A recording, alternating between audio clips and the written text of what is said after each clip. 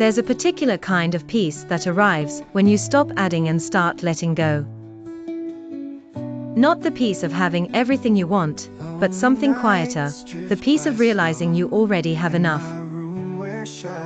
Today, we're exploring what happens when less truly becomes enough, and how a calm minimalist home isn't about perfection, it's about making space for what matters. For years, we're told that more is better. More comfort, more style, more options. But somewhere along the way, more became overwhelming. Our homes filled with things we thought we needed, things we forgot we owned, things that quietly demanded our attention every single day. Minimalism isn't about deprivation. It's about curation. It's choosing to live with intention rather than accumulation. And when you begin to see your home this way, something shifts. The air feels lighter. Your mind feels clearer. You start to notice the things you actually love, instead of being distracted by everything else. A calm minimalist home doesn't mean cold or empty. It means thoughtful. Every item earns its place, not just functionally, but emotionally.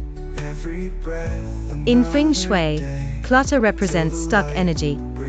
When we clear our physical space, we create room for new possibilities, better sleep, and genuine rest. The ancient practice teaches us that our environment directly affects our well-being, and modern life is finally catching up to this wisdom. Consider your bedroom. Is it a sanctuary, or has it become a storage room? When you remove the excess, you're left with what truly supports rest. Soft textures, gentle colors, space to breathe. In the kitchen, it might mean keeping only the tools you actually use. That bread maker you haven't touched in 2 years. It's taking up more than cupboard space. It's taking up mental energy every time you see it. Living with less is a practice, not a destination. It asks us to return, again and again, to a simple question: is this adding to my life, or taking from it? This is the practice of enough. You don't have to empty your home in a weekend. Start with one drawer, one shelf, one corner. Notice how it feels to see clear space. That feeling. That's what enough feels like. True minimalism makes room for what you love. It's not about owning 3 spoons and sitting on the floor. It's about removing the noise, so you can actually enjoy the symphony.